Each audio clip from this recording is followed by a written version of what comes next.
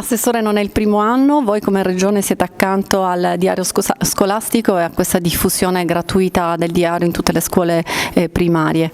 Beh, è un progetto che va avanti da tanti anni, l'abbiamo visto crescere, l'abbiamo sempre accompagnato, riteniamo che questo sia un bel modo per fare un regalo di inizio anno scolastico ai nostri ragazzi e alle famiglie, intanto perché si risparmia dall'acquisto di un diario e nel bilancio familiare può essere sempre utile, e poi anche perché si mettono i giovani nella possibilità di utilizzare un diario che nel corso del loro anno scolastico gli racconta tante caratteristiche della nostra regione, racconta la storia, l'identità, gli aspetti naturalistici, tutte le eccellenze della nostra regione con delle illustrazioni molto belle, e quindi diciamo si unisce la parte utile anche alla parte dilettevole, formativa e educativa. L'anno scolastico, Assessore, è appena cominciato, lei cosa auspica per questi ragazzi, per questi bambini?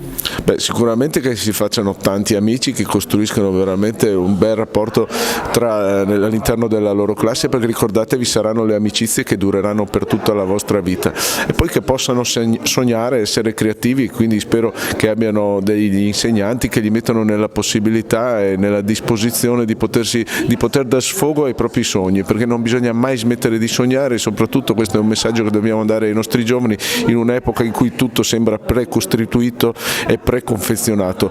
Dovete invece essere rivoluzionari e sognatori. Presidente Ferrarese, siamo nella sede della provincia di Rovigo oggi a presentare il diario scolastico 2024-2025 e tutti i colori del Veneto. Lei cosa ne pensa di questo strumento, no, dato gratuitamente alle scuole? Intanto è un'iniziativa di quelle che accogliamo sempre con grande piacere, perché innanzitutto parla del territorio e perché poi serve ai nostri ragazzi, quindi credo che possiamo tranquillamente dire che in questi anni è stato assolutamente molto apprezzato.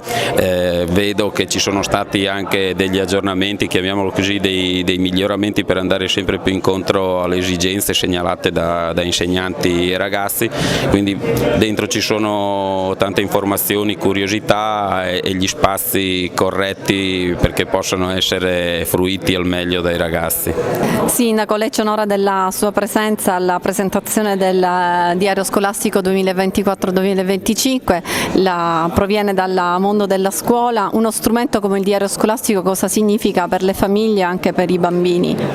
Beh, credo che anche nella nostra esperienza di alunni ricordiamo tutti il nostro diario. Al di là di quello che abbiamo a disposizione ora con la digitalizzazione, credo che un diario cartaceo sia sempre un punto di riferimento importante. Questo poi è un diario particolare perché promuove riflessioni che riguardano il rispetto dell'ambiente e quindi è una bellissima iniziativa, oltretutto è un dono che viene fatto ai nostri ragazzini più piccoli e credo che sia sicuramente un'azione positiva. Grazie.